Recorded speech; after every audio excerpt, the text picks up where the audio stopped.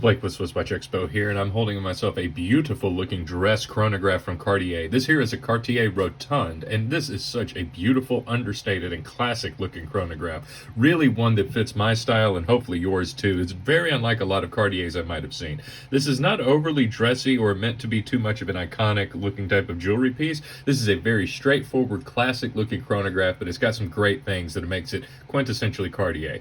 First of all, it's the guilloche pattern on the dial, which you can see here, and also these oversized Roman numerals definitely makes you know it's Panerai.